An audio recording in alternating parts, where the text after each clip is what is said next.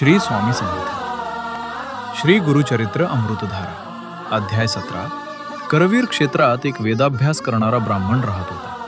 त्याला एक पुत्र झाला, परंतु तो जन्मापासून मंदबुद्धीचा होता. दुर्दैवानं त्या बालकाचे आईवडील कालवश झाले, म्हणून तो आपल्या आजोळी आजोबा आजीकडे राहू लागला. तो 7 वर्षांचा झाला तेव्हा आजोबांनी त्याची मुंज केली, परंतु मंदबुद्धीचा असल्यानं शिकवलेले त्याच्या काहीच लक्षात राहत नसे. निराश होऊन त्या बालकानं गाव सोडले व भिलवडी गावात येऊन पोहोचला. तो बालक श्री भुवनेश्वरी मातेच्या मंदिराजवळ येऊन पोहोचला. त्यानं मातेचं दर्शन घेऊन हात जोडून देवीस म्हणाला, माझी जीभ मी तुझ्या चरणी अर्पण करीत आहे.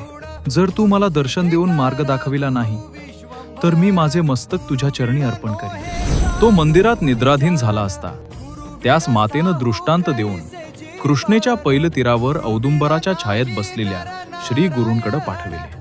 त्यानं श्री गुरूंच्या चरणांवर मस्तक ठेवले. श्री गुरूंच्या कृपा आशीर्वादानं त्या बालकाची जीभ पूर्ववत झाली. श्री गुरूंनी त्याच्या मस्तकावर हात ठेवताच त्याला सर्व ज्ञान प्राप्त झाले. बोध श्री गुरु कृपेनं सर्व काही साध्य होते. श्री गुरुचरणार्पणमस्तु.